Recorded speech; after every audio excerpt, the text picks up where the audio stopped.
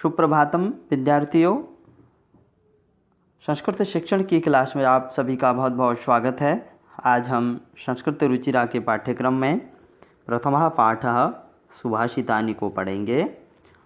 सुभाषित शब्द सु प्लस भाषित इन दो शब्दों के मेल से संपन्न होता है। सु का अर्थ सुंदर मधुर तथा भाषित का अर्थ वचन है। इस तरह सुभाषित का अर्थ सुंदर मधुर वचन है। प्रस्तुत पाठ में सूक्ति मंजरी, नीति शतकम, मनुस्मृति, शिशुपालवधम, पंचतंत्रम से रोचक और विचारपरक श्लोकों को संग्रहित किया गया है। आइए तो पाठ को प्रारंभ करें। ऐसी ही विचारपरक सुंदर सूक्तियों का अध्ययन आज हम इस पाठ में करेंगे। पहला श्लोक है, गुणा गुणज्ञेषु गुणा भवन्ति ते निर्गुणं प्राप्य भवन्ति दोषाः सुस्वादुतोयाः प्रभवन्ति नद्यः समुद्रमासाद्य भवन्त्यपेयः। गुणाः गुण, गुणज्ञेषु गुणवानों में, विद्वानों में, गुणाः गुण भवन्ति होते हैं। ते वे निर्गुणम गुणहीनम प्राप्य प्राप्त होकर भवन्ति होते हैं दोषाः दोष, अर्थात गुण गुणवान मनुष्यों में अर्थात विद्वानों में गुण के रूप में ही सुरक्षित रहते हैं। ते निर्गुणम प्राप्य भवन्ति दोषा, वही गुण निर्गुणम गुणहीन व्यक्ति को प्राप्त होकर के दोष में परिणित हो जाते हैं, दोष में बदल जाते हैं। सुस्वादु तो यह सु सुंदर, स्वादु स्वादिष्ट, तो यह जल, प्रभवन्ति बहाती हैं, नद्यः नदियाँ, समुद्रम आसाद्य समुद्र को आसाद्य प्राप्त करके, भवन्ति होती हैं, अपेयः पीने योग्य नहीं। जिस प्रकार से नद्यः नदियाँ स्वादिष्ट जल को प्रभवन्ति बहाती हैं, नदियाँ कैसा जल बहाती हैं? पीने योग्य स्वादिष्ट जल को बहाती हैं।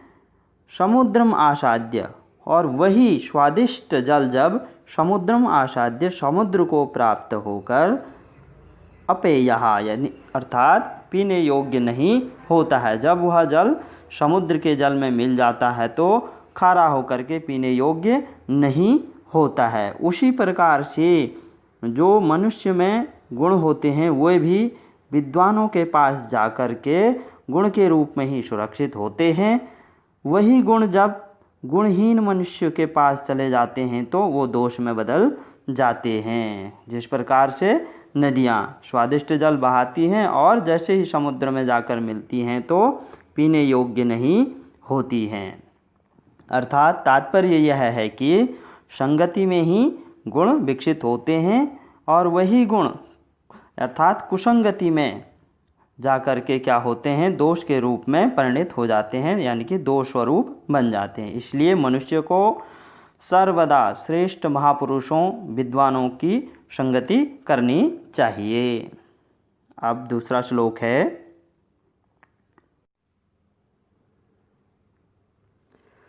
साहित्य संगीत कला विहीनः साक्षात् पशुः पुच्छ विषाणहीनः तृणं न खादन्नपि जीवमानः तद्भागधेयं परमं पशूनाम्। अर्थात साहित्य काव्य नाटक आदि, संगीत संगीत विद्या, कला शिल्पचित्र नृत्य आदि विहीनः रहित, साक्षात प्रत्यक्ष पशु पशु पुच्छ पूंछ विषाण सिंह हीनः रहित, तृणम घास न नहीं खादन खाता हुआ, अपि भी जीवमानः जीवित, तद वह भागधेयम सौभाग्यम परमम अत्यधिक पशूनाम पशुओं का। अर्थात जो मनुष्य साहित्य संगीत आदि कलाओं को नहीं जानता है वह पूंछ और सींग से रहित साक्षात पशु के समान है। तद्भागधेयं परमं पशूनां, वह तो अत्यधिक पशूनां पशुओं का सौभाग्य है। वह तो पशुओं का अत्यधिक सौभाग्य यह है कि वह घास न खाता हुआ भी जीवित है। इससे क्या हो गया है, पशुओं के भोजन की सुरक्षा हो गई है, अन्यथा तो पशुओं का भोजन भी खतरे में पड़ जाता। आपने देखा होगा जो क्रियाएं मनुष्य करता है वही क्रियाएं पशुओं में भी होती हैं। जिस प्रकार से मनुष्य के आँख, नाक, कान इत्यादि क्रियाएं हैं, वह सुनता है, बोलता भी है, खाता पीता है, चलता फिरता है, सब कुछ सारी क्रियाएं ऐसे ही पशुओं में भी होती है। सिर्फ और सिर्फ एक केवल विद्या ही एक ऐसी है जो मनुष्य को पशुओं की श्रेणी से अलग करती है। अगर यदि वही मनुष्य नहीं जानता है तो फिर वह तो साक्षात पशु के समान है। इसलिए तात्पर्य यह है कि साहित्य में अभिरुचि रखनी चाहिए, संगीत आदि कलाओं को जानना चाहिए, क्योंकि संगीत आदि कलाओं से ही मनुष्य बनता है, अन्यथा तो वह साक्षात पशु के ही समान है। अब अगला श्लोक।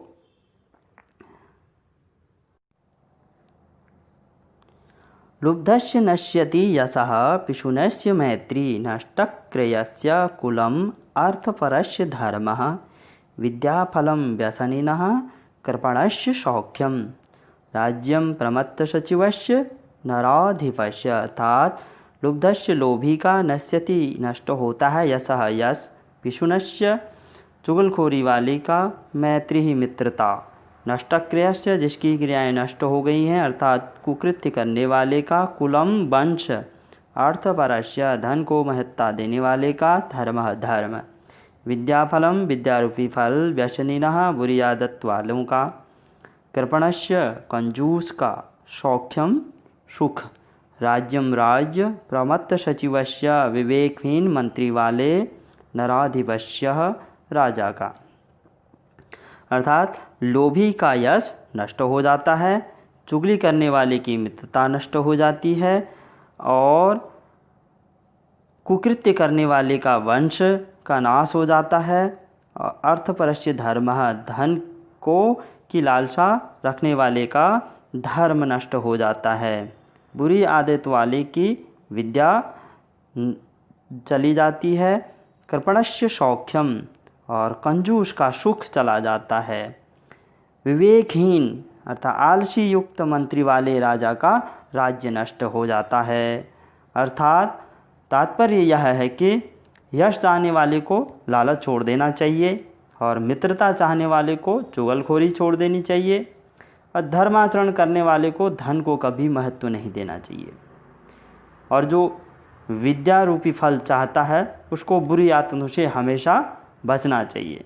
जीवन में जो मनुष्य सुख चाहता है वो कभी भी कंजूसी ना करे और सर्वदा अपने कर्तव्य का पालन करे, अपने कर्तव्य के प्रति कभी भी लापरवाह ना बने।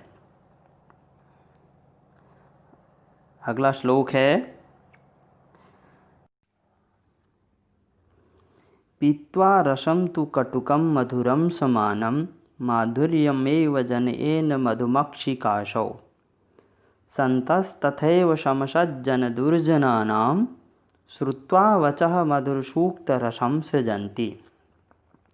पीत्वा पीकर, रसम रस को, तू निश्चयवाचक शब्द है, कटुकम कड़वा, मधुरम मीठा, समानम एक समान, माधुर्यम मिठास एव ही जनयेता उत्पादन करती हैं, मधुमक्षिकाशो शहद का निर्माण करने वाली मधुमक्षिका, मधुमक्खी, असौ वह, संतः सज्जन, तथैव उसी प्रकार, सम बराबर, सज्जन सज्जनों की, दुर्जन दुर्जनों की। अर्थात अच्छे विचारों वाले सज्जन और बुरे विचारों वाले दुर्जनों की, श्रुत्वा सुनकर, वचः वचनों को, मधुर मीठे, सूक्त रसम सूक्ति रूपी रस को, सृजंती निर्माण करती हैं।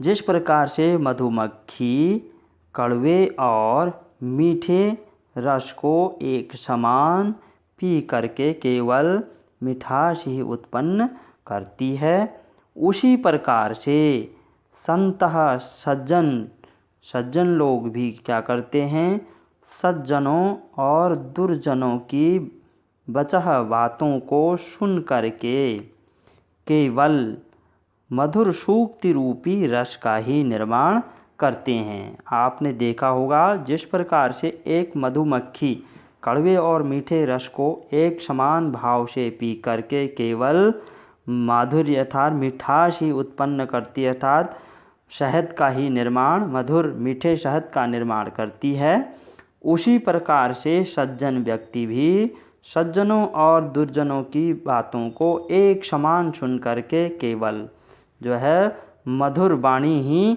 बोलते हैं और मधुर वचनों का ही, मधुर सूक्तियों का ही निर्माण करते हैं। तात्पर्य यह है कि सज्जन लोग सज्जन व दुर्जनों में भेदभाव न करके दोनों की बात सुनते हैं और अच्छी ही बातें कहते हैं। और संतों की भांति हमें भी कड़वे व मधुर वचनों को एक समान सुन करके केवल मधुर वाणी ही बोलनी चाहिए। तो आइए अगला श्लोक है,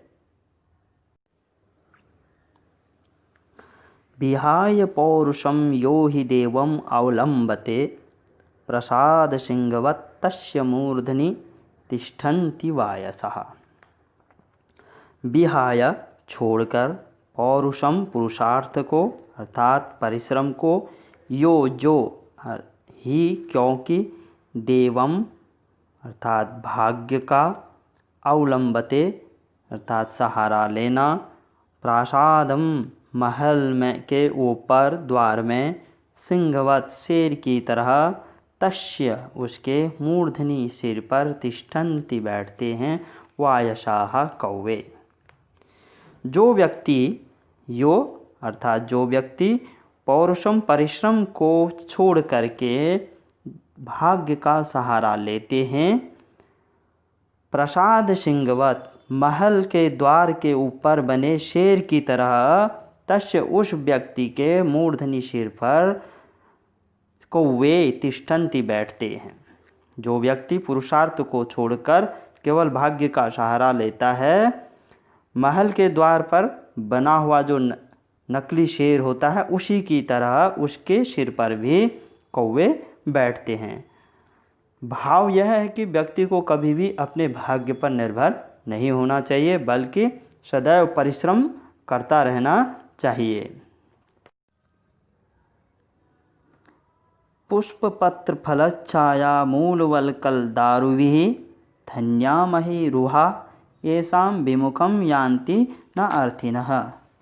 पुष्प, फूल, पत्र, पत्ते, फल, छाया और मूल जड़, वल्कल पेड़ की छाल, दारू दारू कहते हैं लकड़ी को, लकड़ी के कारण, महिरुहा वृक्ष, धन्यः धन्य होते हैं, क्योंकि ये शाम जिनसे अर्थिनः मांगने वाले याचक मनुष्य नहीं विमुखम निराश होकर यान्ति वापस लौटते हैं।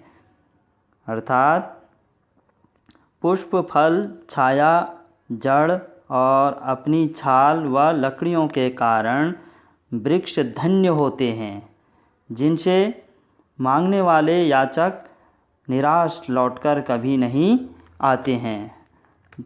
आपने देखा होगा जो भी मनुष्य फल, फूल व लकड़ी आदि के लिए वृक्षों के पास जाते हैं तो वह कभी भी वापस निराश लौट करके नहीं आते हैं, क्योंकि वृक्ष सदैव परोपकार करते हैं, वे अपने अंगों से सदैव लोगों का भला करते हैं। उसी प्रकार से हमें भी हमेशा वृक्षों की तरह लोगों की ही नहीं अपितु इस संसार में रहने वाले समस्त जीवों की रक्षा करनी चाहिए।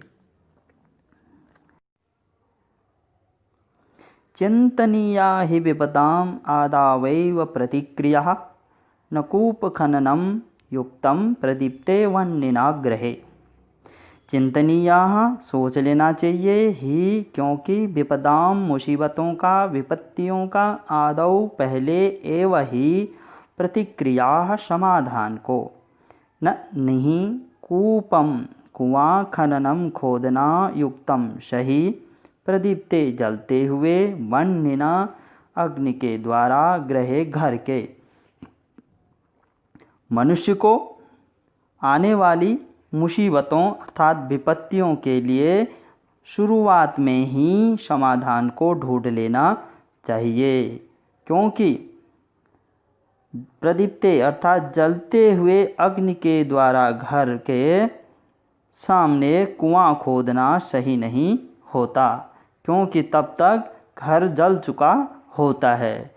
इसलिए प्रत्येक मनुष्य को आने वाली समस्या का समाधान पहले से ही ढूंढकर रखना चाहिए। इसी में ही मनुष्य की भलाई है।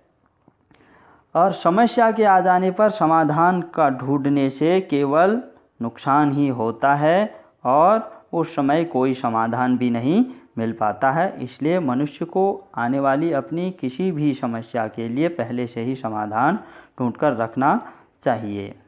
तो प्यारे बच्चों, आज की ये सुभाषित पाठ हमारा यहीं पर समाप्त होता है। जयतु संस्कृतम।